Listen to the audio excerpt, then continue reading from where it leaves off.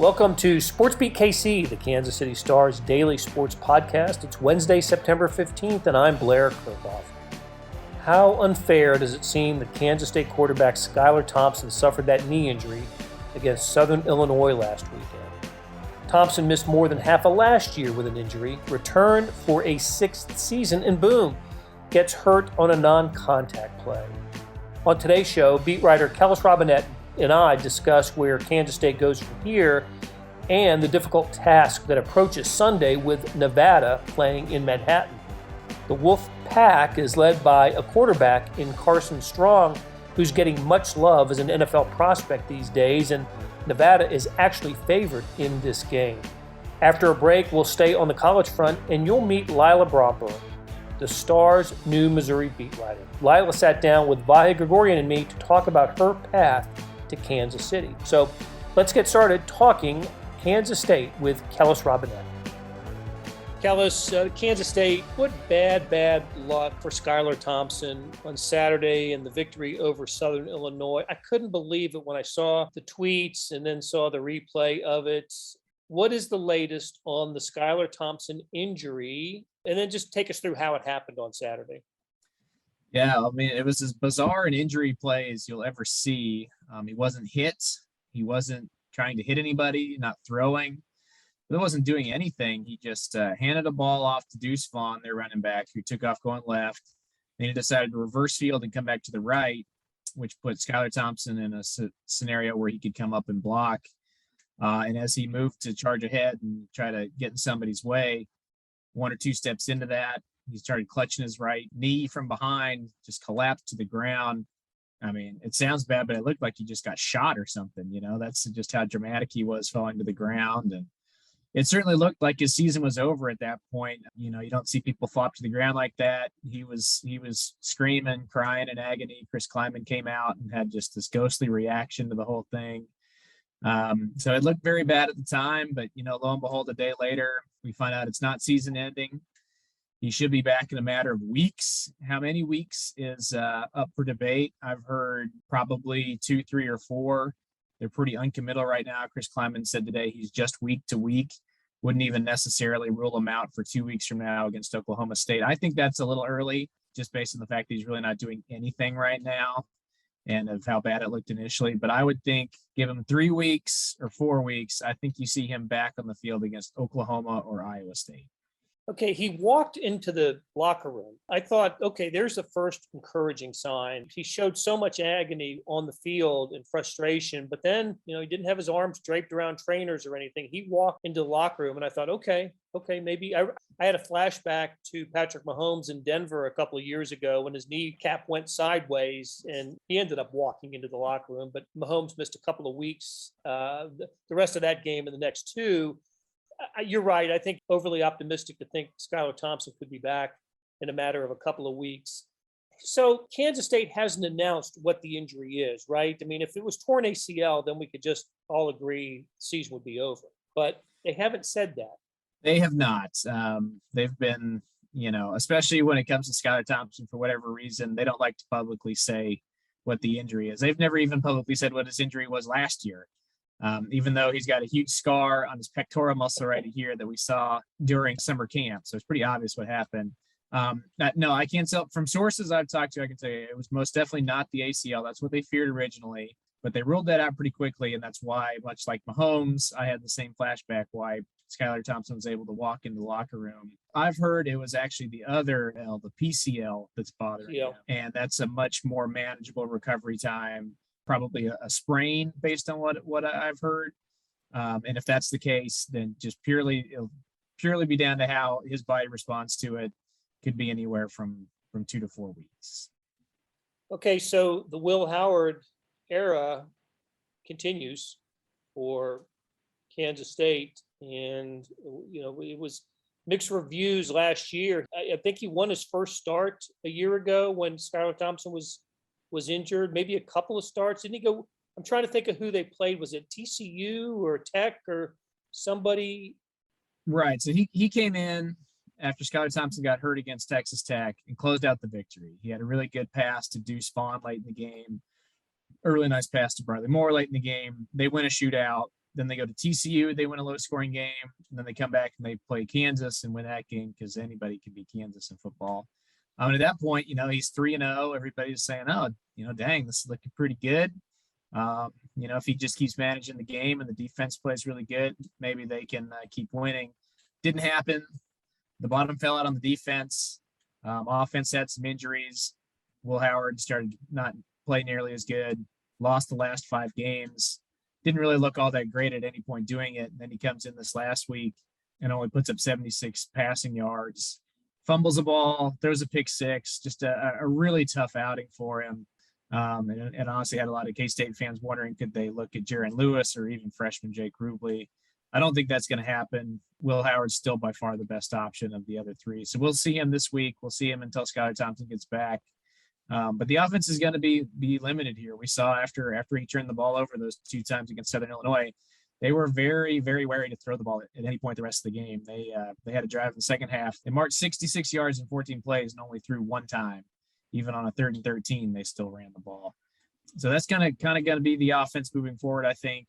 They'll run it as much as they can and sprinkle in passes when they have to. Remind me last season how Deuce Vaughn played in the second half of the year once the quarterback change was made. He was still pretty good. He just wasn't quite as electric. It kind of went from an every game kind of deal to every other game. I remember when they played West Virginia, that was the first game they lost with Will Howard at quarterback. Deuce Vaughn essentially did nothing. He was basically just shut out. West Virginia said, we're going to stop you. And they did. They took him away. Will Howard couldn't beat him. There were still certain times where Kansas State could get Deuce Vaughn involved. He had a good game against Texas late in the year. They gave up 69 in that game, so it didn't matter, but Deuce Vaughn played well. Same against Baylor. But there were other games like Iowa State and West Virginia where it just wasn't close. The other team said, we're going to stop Deuce Vaughn. You're going to have to pass if you want to beat us. And Will Howard, as a true freshman, wasn't ready for that every week. And I assume Nevada, starting with Nevada here, they'll come out and try to do the exact same thing. We're going to put 8 in the box. We're going to make you pass. Maybe they're more equipped to handle it this year. Will Howard does look bigger, does look stronger. People raved about him all offseason. It's possible he just wasn't totally prepared for this last game, had some rust, had some nerves, whatever you want to call it. Maybe he'll be better off this next game. But I'm sure they'll use that same game plan. They're not just going to sit back and say, all right, let's let Deuce Vaughn run all over us. They're going to do what they can to limit that and make K-State pass. Well, and as fans tend to do, they're always clamoring for the recruit. And Jake Rubley comes in with great credentials, right? 4-star pro-style quarterback. But as you were saying, and I imagine Chris Kleiman has said, just maybe not ready yet. Yeah, not ready. And on top of that, it came as a little bit of a surprise yesterday. Chris Kleiman admitted that he wasn't even sure who the 3rd-string quarterback was going to be, which was a little bit of a head-scratcher. Because the only other quarterback they have on the roster is a walk-on named Max Marsh, who I'm sure has some capabilities, but he's not the highest-rated recruit they've had in 10 years like Jake Rubley is.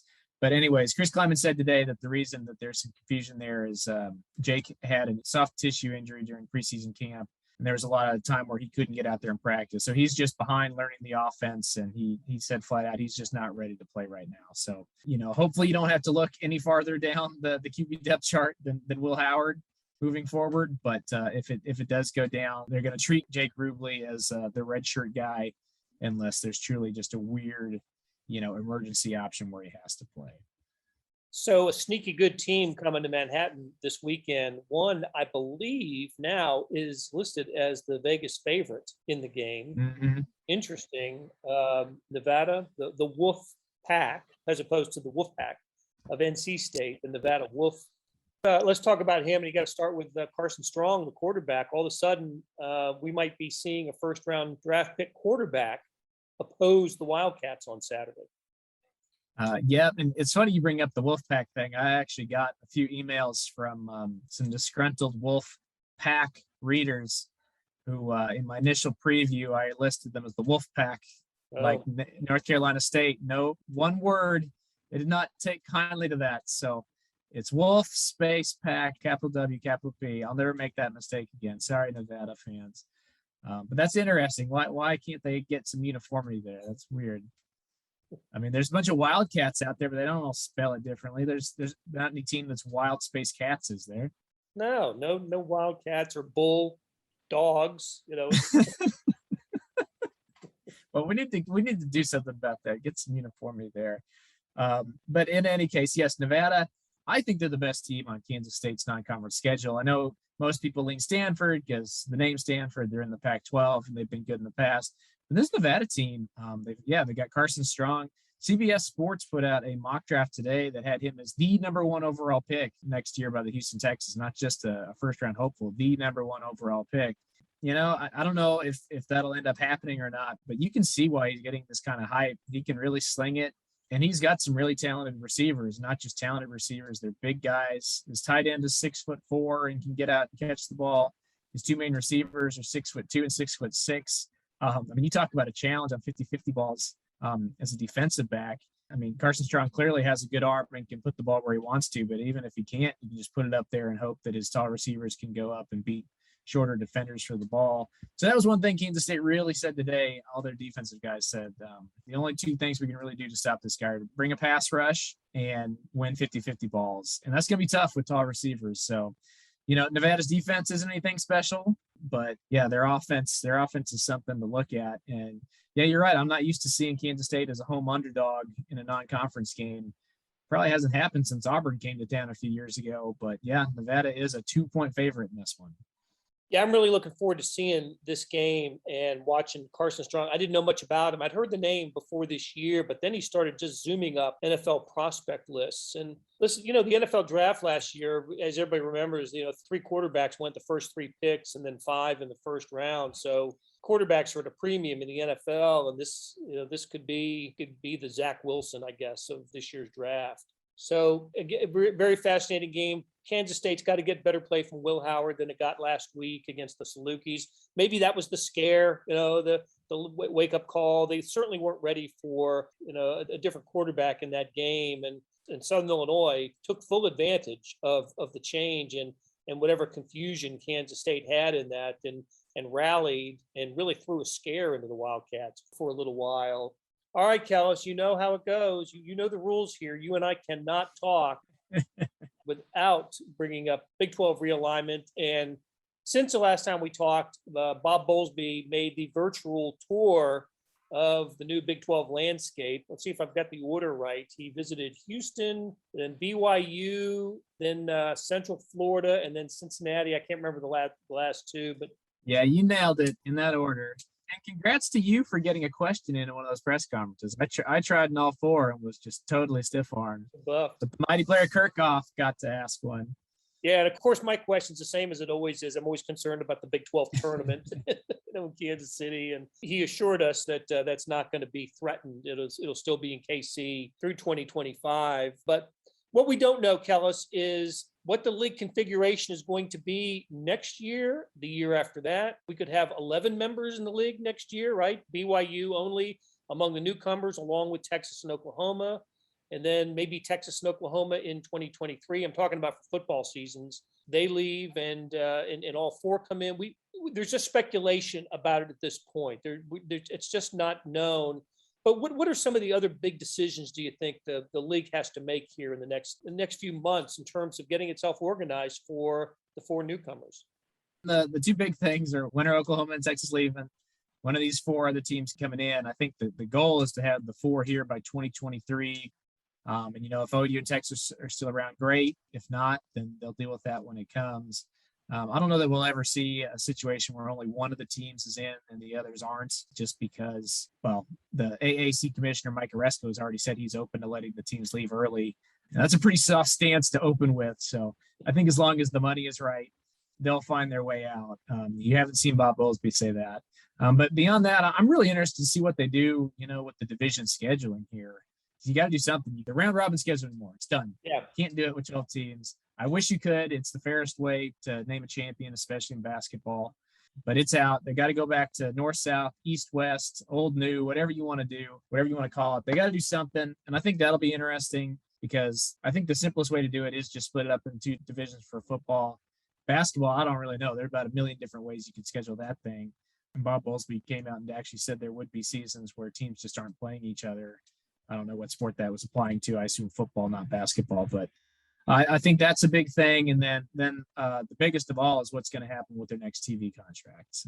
I know that's down the road, not till 2025, but they got to figure that out. They got to get something on paper that looks comparable to what they have right now, so they're not losing a bunch of money. That's really where we stand right now. Yeah, and then how the Brigham Young's television network is going to get integrated into the Big 12 and how that's going to work. Yeah, I suppose they also need to figure out how they're going to pay these new schools, because sometimes they come into leagues, a new team comes into a league and they get a full membership, full payout, same as everybody else. I believe the plan is to start everybody else off at half revenue and then build up until 2025. But that's something else they'll have to figure out. Something like that happened with West Virginia and TCU when they came into the league. They were phased into the revenue sharing, didn't get complete shares from the league for a certain amount of time. I can't remember what it was, but the TV revenue is going to be the biggest. I mean, it's the reason realignment happens is because of football television contracts, and what a Big 12 football conference with the 12 members is going to be worth or valued at by whoever, ESPN, Fox, networks, streaming services. We can have fun talking about scheduling and everything else, but the value of the television networks is the true unknown and the most important aspect of the new Big 12 going forward. Gene Taylor, he seems pretty confident that they'll do okay. Yeah, well, and to show you how little idea maybe there is on what the next TV contract to look like, we've already had Kansas AD Travis Goff come out and say that he's very concerned about finances moving forward, only for 2 days later for the K-State athletic director to come out and say, we're fine, we're not going to make any less money, or if we do, it'll be very minimal. So that just kind of goes to show, how weird things could be in a few years. But yes, we talked to Gene Taylor this weekend, and I asked him that question. You have an $83 million athletic budget here. After Oklahoma and Texas leave, how does that going to affect Kansas State's bottom line? I assumed he would say something in line with what Bob Bowlesby had previously said, and that his estimate was that everybody's TV revenue might be cut in half or something close to it. Well, Gene Taylor said that basically those words were taken out of context in terms of Big 12 expansion, and that only applied to if the Big 12 stayed at 8 members and tried to do that in perpetuity. But now that they've added 4 new members, they've created more revenue opportunities, added value to the conference, and at least in his estimation, that after they go out and get all these bidders to come in and, say they want to start televising Big 12 football, basketball games, that the money's going to be there. If it does go down, it's not going to be 8 figures. It'll be just 7, and it'll be pretty close to where they are right now. So that's one of the most optimistic projections I've heard. I think I saw one website the other day said that maybe every school could only expect to lose about $6 million per school annually, which I think Big 12 teams would be thrilled about. But that's just a big question, because we don't know who's going to be bidding on live sports events in 3 years. Is it going to be Netflix, Hulu, Amazon Prime? I don't know. Maybe NBC wants in. CBS, now that they don't have the SEC, maybe they want to come in and televise Big 12 games. It's all a mystery right now, but that is the big question, because as we've seen, for a lot of people, the money that a conference distributes to its members each year almost seems more important than what they actually do on the field. It's true. Of more immediate concern on the media front is I know Kansas State fans not happy about some of the future games not on cable television, been picked for Big 12 Plus, this conference's streaming network. And to be honest with you, that is disappointing. Is it the Oklahoma State game that's not going to be on, Fox or ESPN? Yeah, so this same thing happened 2 years ago when Kansas State played at Oklahoma State to start conference play. For whatever reason, the Big 12 and ESPN kind of teamed up and said, this is an attractive game and we think people will pay for it. So we want it on ESPN Plus to help launch ESPN Plus and Big 12 Now, their in-house network. Made people really mad at the time, and it didn't help that the production value in the game was quite poor. They even had a few minutes of the game where lightning struck and the feed went out. And nobody could see anything. And oh man, you'd have thought, I don't know, somebody had been shot. It was not great. I think 2 years later, things have improved there. They played against Southern Illinois on ESPN Plus. They're going to play Nevada on ESPN Plus. They're going to play Oklahoma State on ESPN Plus. So people kind of know the deal now. If you want to watch the game, you know how to get it. But it is frustrating for sure, especially when you throw in that their first game was an 11 a.m. kickoff on FS1. If you're into TV ratings and getting the most exposure possible, Kansas State's not getting it in their first 4 games. I personally don't think it's the biggest deal in the world. I think anybody who wants to watch these games still can, but it's more fun to play on ESPN. It's more fun to play on a traditional network. It's more fun to, be able to say we were on national TV than we were streaming only. There's no doubt, but I do think there are plenty of rural areas in the footprint that have connectivity issues and make streaming almost impossible. So that's still an issue that need to be resolved. And I'm sure Kansas State and Kansas, Iowa State, others hear about that from their fans. So that's a topic for another day. Hey, we're going to take a break. And when we come back, you are going to hear from our new colleague, Lila Bromberg. She is the new Missouri beat writer. She sat down with Vahe Gregorian and I, and we just talked about her career, and I think you'll enjoy that. So, Kellis, we'll talk to you again soon, and thanks for spending some time with us. Anytime, Blair. Let's keep the realignment topics going. Absolutely. Hey, it's Blair. We have a special subscription offer for SportsBeat KC listeners, unlimited digital access to the Kansas City Star's award-winning sports coverage. Sign up now for 1 year of Sports Pass for access to all the sports news, features, and columns presented on the kansascity.com site, and it's only $30. That's a 40% savings off our regular rate. Your subscription will automatically renew after the initial term at $50 unless you tell us to cancel. Your subscription helps support the sports coverage of kansascity.com and the Kansas City Star, and that support has never been more important. Please visit kansascity.com/SportsBeatKC offer to get this special offer. And as always, thanks for listening.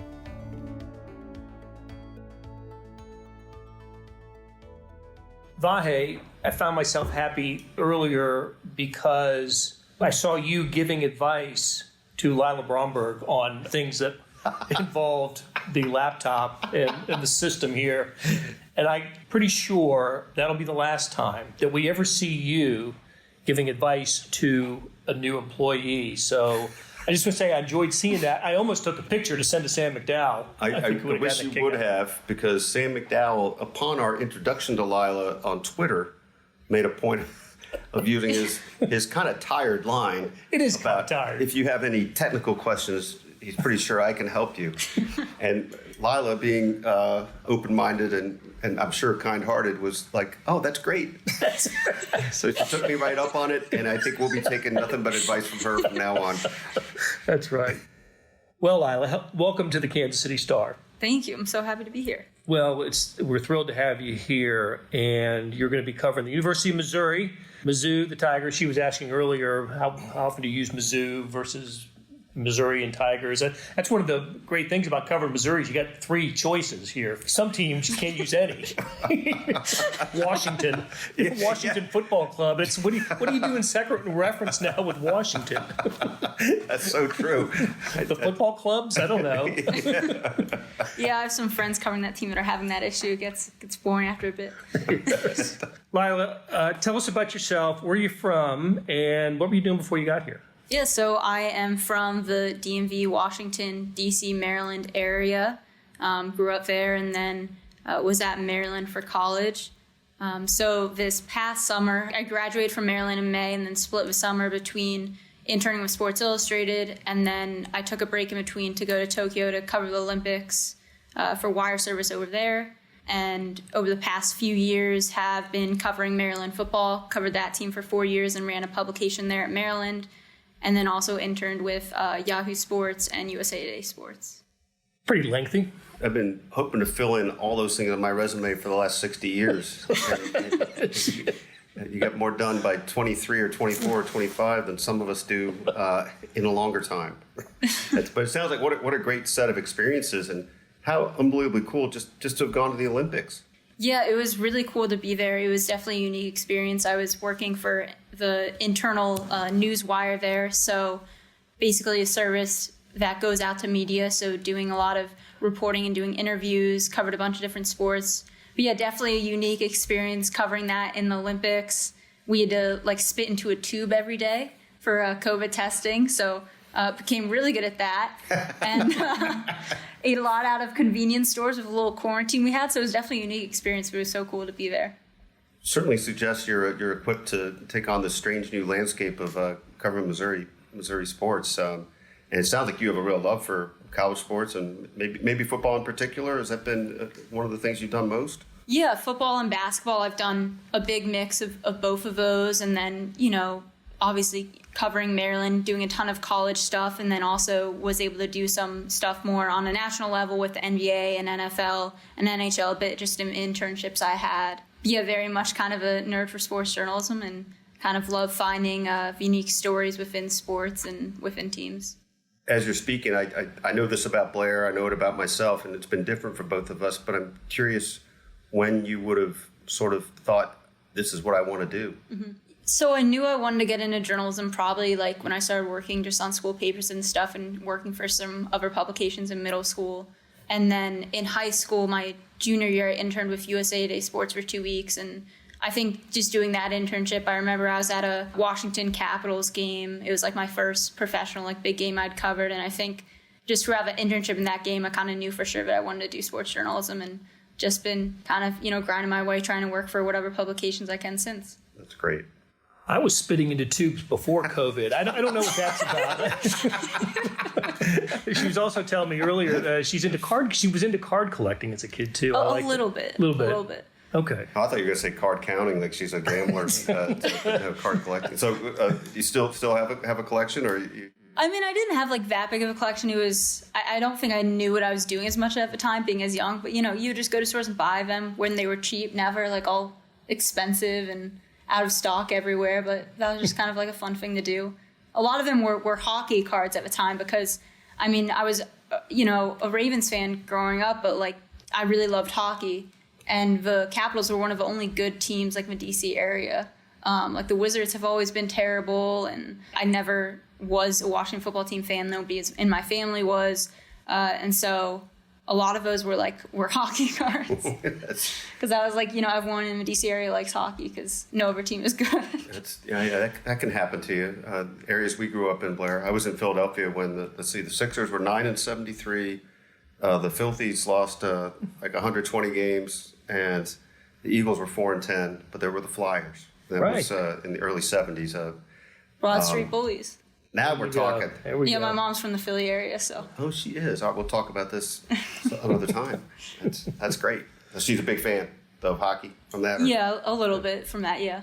All right, so you've moved to Columbia, and basically when this podcast runs, we're taping it on Monday, you will be on the beat, you'll have gone to a couple of press availabilities. What do you hope to do with this beat? You've covered colleges, but now you're doing it full-time as an occupation, you're getting paid. It's always nice.